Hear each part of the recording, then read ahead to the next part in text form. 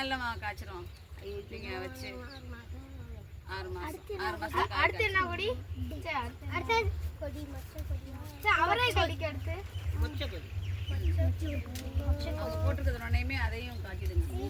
அந்த அவரை பந்தல் இருக்கு அதனமா அவரை பந்தல் முன்னாடி இருக்க மரம் என்ன மரம்டா? வாழை மரம். வாழை மரத்துல என்னென்னலாம் பயன் கொடுக்கும் சொல்லு பாப்போம்.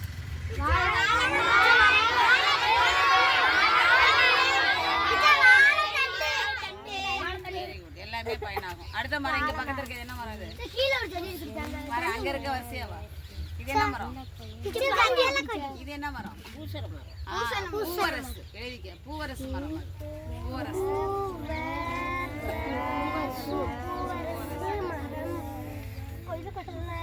இது என்ன மரம்டா? மரம். அடுத்து முருங்கை மரம்.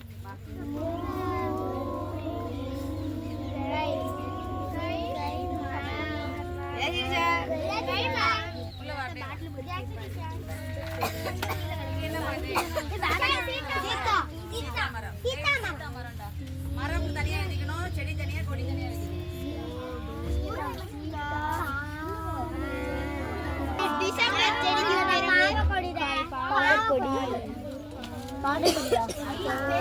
கூட்டு வறுக்கிற குப்பையெல்லாம் சேர்த்து கொண்டுட்டு வந்து வயல்ல போட்டு கலக்கிட்டு அப்புறம் வயல்ல போட்டுட்டு தண்ணி விட்டு தான் போட்டுட்டு அடுத்து தண்ணி ஊற்றிடுவீங்க. அடுத்தது தண்ணி எருவை விட்டுடுறது. அதை 4 பக்கமும் கலக்கி விட்டு தண்ணியை விட்டு. இது ஃபுல்லு உங்களுதாம்மா? ஆமாம். இந்த வயல் பூரா இந்த பச்சை பூரா. இந்த பச்சை பூரா உங்களுக்கு. சரி, வேற என்ன இதுக்கு உரம் போடுவீங்க? இந்த எரு இல்லாம வேற என்ன போடுவீங்க இதுக்கு? இந்த யூரியா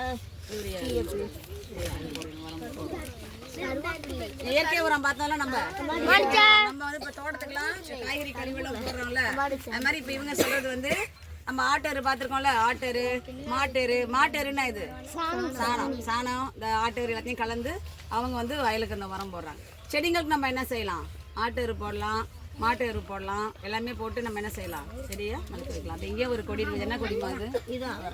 இதான் அவரை கொடி தான். இந்த வயல் ஃபுல்லுமே என்ன வயல்ரா? எந்த நிலம் இது? மருத நிலம். மருத நிலத்துக்கு என்ன பேரு?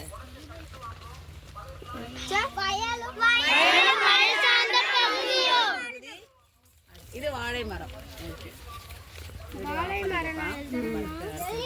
தென்னை மரம் எங்கடா இருக்கு?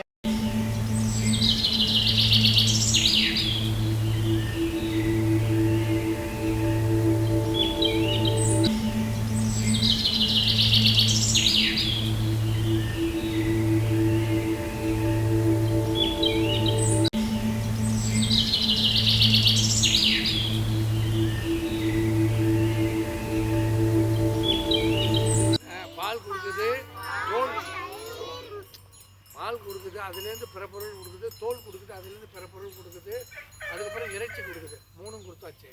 மாட்டு கொம்பு இருக்குது தெரியுமா? அந்த காலத்தில் மாட்டு கொம்பை வந்து ஊதுவாங்க. அதுமாரி ஊதுறது. இப்போ சிவன்லாம் வச்சுருக்கிறதெல்லாம் பார்த்தீங்கன்னா சில இடத்துல மாட்டு கொம்பு வச்சு ஊதுவாங்க. அந்த ஊதுற இது வந்து இந்த மாட்டுலேருந்து சீப்பு அதுலேருந்து தயார் பண்ணுவாங்க. மாட்டு கொம்பு சீப்பு அப்படிம்பாங்க. பார்த்துருக்கீங்களா?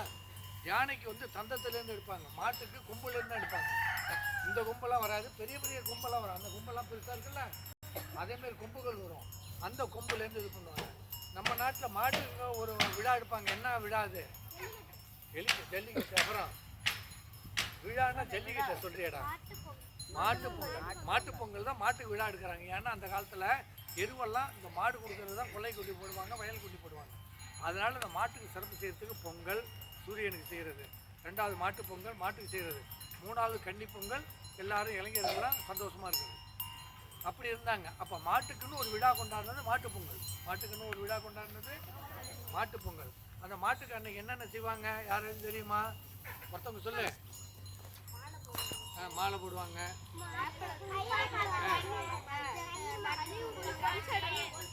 சரி, அன்னைக்கு பூரா மாட்டை நல்லா தீனி போடுவாங்க. அப்படி இல்லைன்னா யார் கொள்ளையில் செஞ்சாலும் சத்தம் போட மாட்டாங்க. ஏதாச்சும் வெட்டிட்டு போனாலும் கொண்டாந்து புல்லு போட்டாலும் சத்தம் போட மாட்டாங்க. ஏன்னா அன்றைக்கி மாட்டு பொங்கல் மாட்டுக்கு செய்யணும்னு விட்டுருவாங்க. அந்த மாட்டுக்கு தோரணங்கள் கட்டி, அதுக்கப்புறம் அதுக்கு பொட்டு வச்சு குளிப்பாட்டி எல்லாம் செஞ்சு, அதுக்கப்புறம் தீபாரதனை காட்டி அதுக்கு முதல்ல பொங்கல் ஊட்டுவாங்க. அதுக்கப்புறம் தான் நம்ம சாப்பிடுவோம். பொங்கல் ஊட்டினதுக்கு அப்புறம் பின்னாடி மாட்டை சுற்றி தீபார்த்தனை கட்டுவாங்க. அப்போ வரும்போது தான் கோயிந்தா கோயிந்தா அப்படின்னு நாங்கள்லாம் சத்தம் போடுவோம். மாட்டை சுற்றி இப்போ எங்கள் ஊரில் நிறையா மாடு எங்கள் களத்தில் வந்து கட்டியிருப்பாங்க, ஒவ்வொரு வீட்டு மாடும்.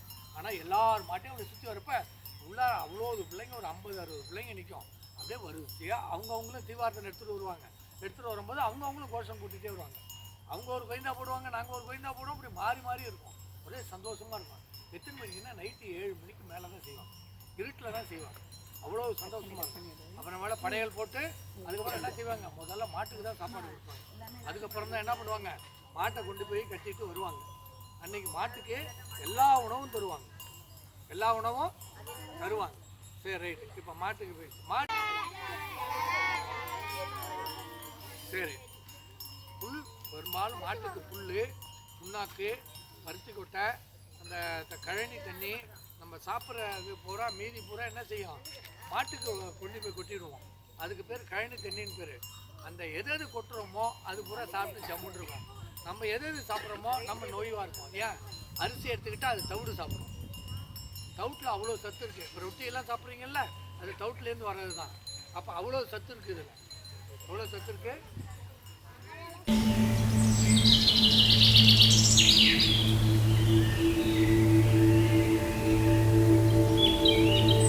நாட்டு மாடு இங்க இருக்கிறதுல என்ன மாடு, நாட்டு மாடு.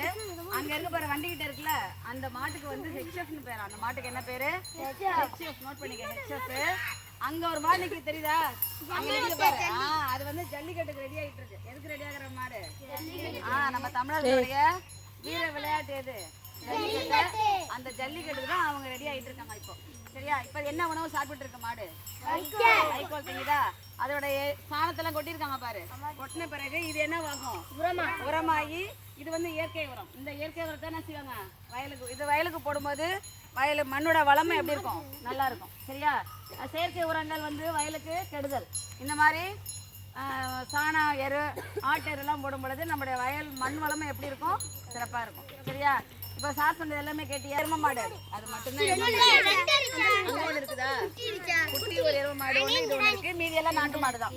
இதுக்கு பேர் ஹெச்எஃப். அந்த நிக்கிது பாருங்க வண்டிக்கு பக்கத்துல, அது வந்து ஹெச்எஃப். அந்த மாடு, அதை மட்டும் நோட் பண்ணிக்கோ. சரியா, ஒண்ணு மட்டும் இப்படி இருக்கு, புரியுதா. மாட்டை பண்ணி பார்த்தாச்சா, இதெல்லாம் சேர்ந்து பஞ்சகர்மம் செய்யலாம். ஒருத்தரா சொல்லு. நெய், வெல்லம், மாட்டு சாணம், ஆட்டு சாணம், அப்புறம் தயிர், மாட்டோட சிறுநீர், மாட்டோட சிறுநீர், வெல்லம், தயிர், நெய், மாட்டு சாணம். இது எல்லாத்தையும் கலந்து, என்ன ஆட்டு சாணம் கிடையாது, இது எல்லாமே கலந்து என்ன செய்வாங்க, தயாரிக்கிறது தான் பஞ்சகவ்யம். அது எது